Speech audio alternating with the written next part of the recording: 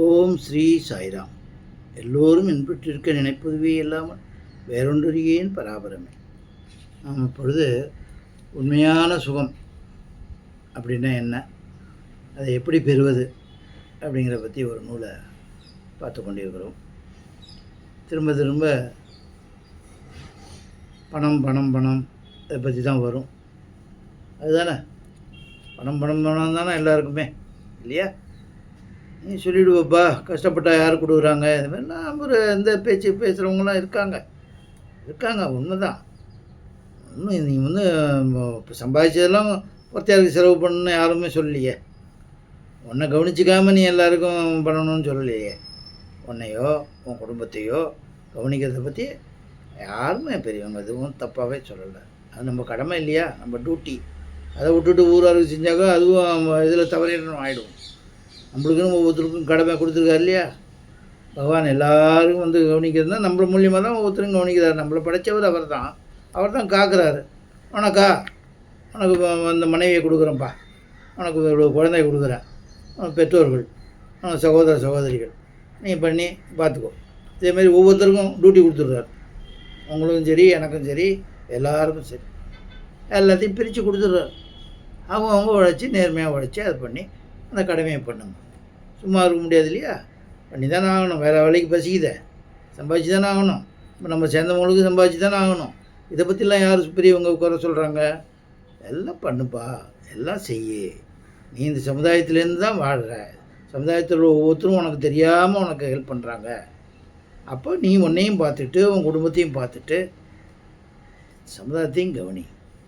அது மக்கள் சேவையே மகேசன் சேவை. ஏன்னா இது நீ பண்ணுறதுனால உனக்கு பலன் இருக்குப்பா.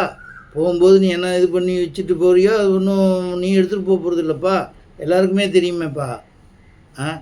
அதனால் உனக்குன்னு சேர்த்துக்காமல் உன்னோட பார்த்துட்டு உன் கடமையும் பண்ணிவிட்டு உன்னை சேர்ந்தவங்களையும் பார்த்துட்டு உறவுகளில் யாரானும் கஷ்டப்படுறாங்களா அவங்களுக்கு பண்ணு.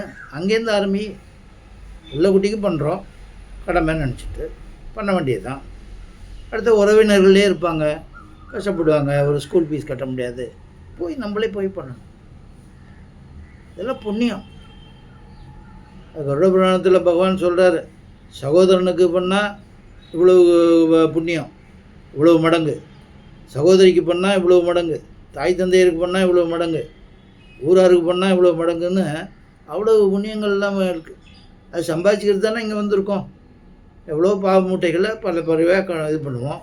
இது சம்பாதிக்க தானே திராட்சை தட்டு இது ஏறி அது இப்போ இதுவாகும். திராட்சை தட்டில் பாவமும் புண்ணியமும் இருந்ததுன்னா புண்ணியம் சேர சேர பாவம் குறைய போகுது. அப்போ அதை கழிக்கணும். அதுக்கு தான் பெரியவங்க திருப்பி இதேமாரி சொல்கிறது. அதனால் சம்பாதிக்கிறதையோ நேர்மையாக சம்பாதிக்கிறதையோ குடும்பத்துக்காக செலவு பண்ணுறதையோ யாரும் குறைய சொல்ல மாட்டாங்க. அது இது இல்லை. ஆனால் ஒருத்தையாருக்கும் ஹெல்ப் பண்ணுறதுங்கிறதும் ஒரு இறக்கம், ஒரு உள்ளுக்குள்ளே அதேமாரி ஒரு இது வரணும். அப்படியே இருந்துட்டு அப்படியே கல்லூரி மங்கம் மாதிரி இருந்தாக்கா ஒன்றும் இல்லை, பிரயோஜனம் இல்லையாப்பா. உனக்கு பிரயோஜனம் இல்லை, போகும்போதும் தூக்கிட்டு போக போகிறதில்ல, புண்ணியமும் சேர போகிறதில்ல. என்ன ஏன் இப்படி வாழணும்? நல்லதை பண்ணு, அப்போ தான் மனசு சுத்தமாகும். மனசு சுத்தமாகும்போது தான் பகவானை பற்றிய தத்துவத்தை புரிஞ்சிக்க முடியும் இல்லையா? பரமாத்மா தத்துவம் புரிஞ்சுக்கணுன்னா என்ன, பரமாத்மா எங்கே தனியாக இருக்கார்? சொல்லும், உங்கள் உள்ளே இருக்கார், ஏன் உள்ளே இருக்கார், உள்ளே இருக்கார், எறும்பு உள்ளே இருக்கார். எல்லாம் நம்மளை சுற்றி அவர் தான் இருக்கார். அவர் இல்லாததே கிடையாது. அப்படி இருக்கும்போது நான் என்ன ஒண்டி தான் பார்த்துப்பேன் அப்படின்னாக்கா அது எப்படி? அதில் உண்மையான சுகம் கிடைக்குமா? அப்படி ஒண்டி பார்த்துட்டு சுகமாக இருக்கியா? துக்கம் துன்பம் வரும்போது தோண்டு போட்டுமோ இல்லையா நம்ம? இப்போ இதெல்லாம் காப்பாற்றும். தர்மம் தலை காக்கும். தலைமுறையே ஒண்டி இல்லை, நம்ம தலையே காக்கும், நம்மளே காக்கும். அதை தான் பெரியவங்க சொல்கிறாங்க. அதுதான் இப்போ நான் இது வரைக்கும் பார்த்துருந்தோம். இப்போ மேலே பார்ப்போம். ஒரு நுட்பமான விஷயம். உண்மையில் பொருட்களுக்கு மதிப்பு இல்லை. மதிப்பு அவற்றின் உபயோகத்தால் தான். எத்தனை வஸ்துக்கள் நம்மிடம் இருந்தாலும் அவற்றை பயன்படுத்தாவிட்டால் அவை எதற்காக? நான் முன்பே சொல்லி இருக்கிறேன். ஒரு மனிதன் பெட்டியில் தங்கத்தை நிரப்பி வைத்திருக்கிறான். நான் ஒரு பெட்டியில் கற்களை வைத்திருக்கிறேன். ரெண்டின் எடையும் சமம். செலவு செய்யும் போது தங்கத்தின் பெருமதிப்பு தெரியும்.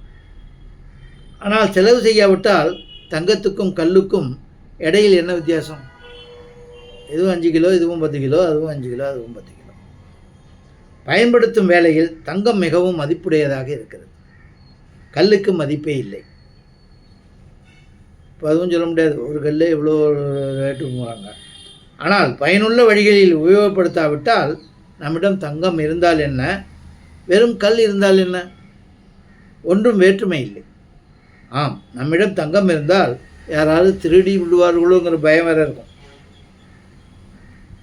யாருக்காவது தெரிஞ்சு விடுமோ, நான் இத்தனை பவுன் வச்சுருக்கேன் அப்படின்னு இன்னொருத்தன் தெரிஞ்சுட்டா டக்குன்னு இரவல் கேட்பாங்க, அதை வச்சு பணத்தை வாங்கி கொடுங்கம்பாங்க. அதெல்லாம் இருக்கு. ஸோ ரகசியமாக வச்சுக்கணும் என்ற ஆழ்ந்த கவலை வேற ஏற்படுகிறது. அதெல்லாம் உண்மையான சுகமா? அதுதான் வித்தியாசம். மனத்தில் கவலையும் குழப்பமும் ஏற்படுவதை தவிர வேறு என்ன லாபம்? இந்த விஷயத்தை பற்றி நீங்கள் ஆழமாகவும் அமைதியாகவும் சார்பு இல்லாமலும் நல்ல முறையில் புரிந்து கொள்ளுங்கள். நல்லோர்களே, காலம் வெகு வேகமாக சென்று கொண்டிருக்கிறது. மரணம் அருகில் வந்து கொண்டிருக்கிறது. ஒரு நாள் திடீரென்று எல்லா பொருட்களுடனான உறவு முறிந்துவிடப் போகிறது. ஆகவே காலத்தையும் செல்வத்தையும் மிகவும் கவனமான நற்செயல்களில் பயன்படுத்துவீர்களாக. எந்த மனிதர்களுடனும் வஸ்துக்களுடனும் நாம் வாழ்ந்து கொண்டிருக்கிறோமோ அவை நம்முடன் நிரந்தரமாக இருக்கும் என்பது இல்லை. அதேபோல் நாம் அவற்றுடன் என்றென்றைக்கும் இருப்போம் என்பதும் இல்லை. இதை நாம் நேரடியாக அனுபவிக்கிறோம். எல்லாருக்கும் தெரிஞ்ச விஷயம்தான். இது மட்டுமன்று, இந்த சரீரத்துடன் நாம் எப்போதும் இருப்போம், சரீரம் நம்முடன் எப்போதும் இருக்கும் என்பதும் இல்லை. இந்த விஷயம் குறித்து தீவிரமாக சிந்திக்க வேண்டும். இவைகள் நம்முடன் கூட எக்காலமும் இருக்க முடியாது எனும்பொழுது இவைகள் நம்பிக்கை வைப்பதால் என்ன காரியமாக போகிறது? இதுதான் அவை பற்றிய உண்மை என்பதை நம் கண் முன்னாலேயே காண்கிறோம். ஆனால் பரமாத்மா என்ற ஒருவரை பற்றி அறநூல்களிலும் சாதுக்களிடமும் கேட்டிருக்கிறோமே.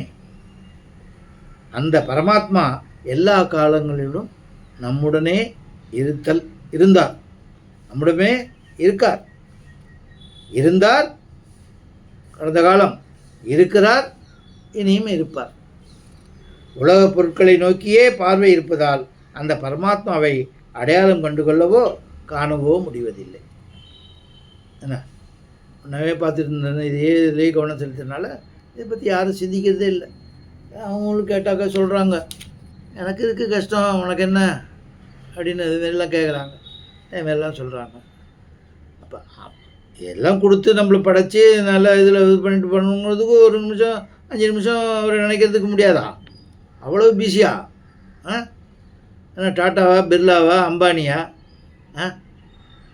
ஒரு நிமிஷத்தில் கோடிக்கணக்கில் சம்பாதிக்கிறாங்க. அவன் பிஸியாக இருக்கேன், எனக்கு கடவுளை கும்பிடுறதுக்கு இது இல்லைனாலும் அர்த்தம் இருக்குது.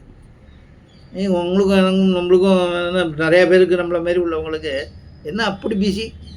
5 மினிட்ஸ் பகவானை பற்றி நினைக்கிறதுக்கு செலவழிக்க முடியாதா? ஹம்பக்கா இருக்குது இல்லையா? நினச்சி பாருங்க, ஒவ்வொருத்தரும் நினச்சி பாருங்க. படித்தவன் மேலே ஞாபகமே இல்லை, அப்படியே வந்துட்டு இருந்தாக்கா ஒரு நாள் டப்புன்னு போடுவேன். என்ன பண்ணுறது? நினச்சேன்னு கேட்டாருனாக்கா என்ன பண்ணுறது? நன்றி வேண்டாமா? விசுவாசம் வேண்டாமா? இந்த உலகத்திலேயே நம்ம உதவி பண்ணவங்களுக்கு நம்ம தேங்க்ஸ் சொல்கிறோம். தேங்க்யூ தேங்க்யூ தேங்க்யூன்னு சொல்கிறோம். கால் ஒருத்தர் மேலே போட்டால் சாரிங்கிறோம். ஒரு பேனா ஒரு பேங்கில் போய் பேனா கொடுத்து பண்ணால் தேங்க்யூ. உனக்கு இந்த மூச்சு காற்றை கொடுத்து, இந்த வானத்தை கொடுத்து, உலகத்துக்கு பூமியை கொடுத்து, அதில் நீரை கொடுத்து, அதில் தானியங்களை கொடுத்து, சாப்பிட கொடுத்து, இன்னும் என்னென்னமோ கொடுத்து எல்லாம் பண்ணவங்கள நினைக்கிறதுக்கு ஒரு 5 நிமிஷம் முடியாதா? உண்மையாக முடியாதா? அதுதான் கேட்குறாங்க பெரியவங்க. உலகப் பொருட்களை நோக்கியே பார்வை இருப்பதால் அந்த பரமாத்மாவை அடையாளம் கண்டு கொள்ளவோ காணவோ முடிவதில்லை. ஆனால் அழிந்து போகும் வஸ்துக்களான இவைகளிடமிருந்து நம்முடைய பார்வையை திருப்பிக் கொண்டால் பரமாத்ம தரிசனம் கிடைக்கும்.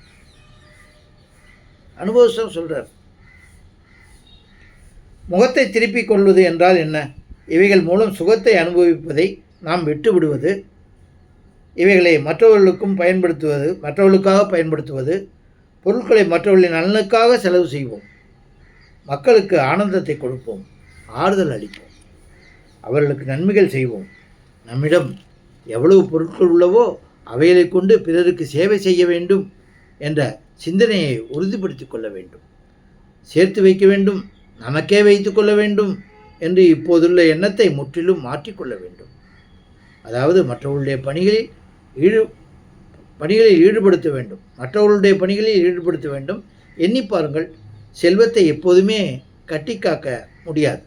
இந்த பணத்தோடு கூட நீங்கள் எப்போதுமே இருக்கவும் முடியாது. பணம் நம்முடன் கூட வரவே வராது. எல்லாருக்கும் தெரிஞ்சது தான் சொல்கிறார். ஆனால் பணத்தை வைத்து கொண்டிருக்க வேண்டும் என்ற பாவனை தான் இறந்த பிறகும் கூட இருக்கும். அப்புறம் என்ன, அதே மறுபடியும் பணத்துக்காகவே பிறப்பான். பணத்தை வைத்து கொள்ள வேண்டும் என்ற ஆசை அதோகதியில் தள்ளிவிடும், இயல்பான குணத்தை கெடுத்துவிடும். பேராசை தான் கூட லிமிட்டாக, எல்லாத்துலேயும் ஒரு லிமிட் இருக்குது இல்லையா? அந்தமாரி ஒரு லிமிட், அவ்வளோதான். நம்ம சம்பாதிக்கிறது நம்மளுக்கு வண்டி தான் இல்லாமல் இந்த சமுதாயத்துலேருந்து தான் நம்ம எல்லாமே பெறுகிறோம். கவர்மெண்ட் சம்பளம் வாங்குறவங்களாக இருந்தாலும் சரி தான், வியாபாரம் பண்ணுறவங்களாக இருந்தாலும் சரி தான், எங்கே வேலை பார்க்குறவங்க இருந்தாலும் சரி தான், எல்லாம் ஒருத்தருக்கு தெரியாமல் ஒருத்தர் ஹெல்ப் பண்ணிட்டு தான் இருக்கோம். ஒவ்வொருத்தராலே தான் நம்ம வாழறோம். இப்போ நம்ம வண்டி வாழணும்னு நினைக்கக்கூடாது. எல்லோரும் வாழணும், நம்மளும் வாழணும், எல்லாரையும் வாழ வைக்கணும். எல்லாரையும் வாழ வைக்க நம்மளால் முடியாது. நம்மளால் முடிஞ்சது அவங்கவுங்களுக்கு தகுந்த மாரி. ஏழைக்கேற்ற எள்ளூருண்டம்மாங்க, அதேமாரி நம்மளால் முடிஞ்சதை உதவி செய்ய ஆரம்பிப்போம். அதில் கிடைக்கிற சுகம் இருக்குது பாருங்கள், அது உண்மையான சுகம். அந்த உண்மையான சுகத்தை தான் நம்ம பார்த்துட்ருக்கோம். நீங்கள் முடிச்சுட்டு பிறகு பார்ப்போம். ஓம் ஜெய் சாய்ராம்.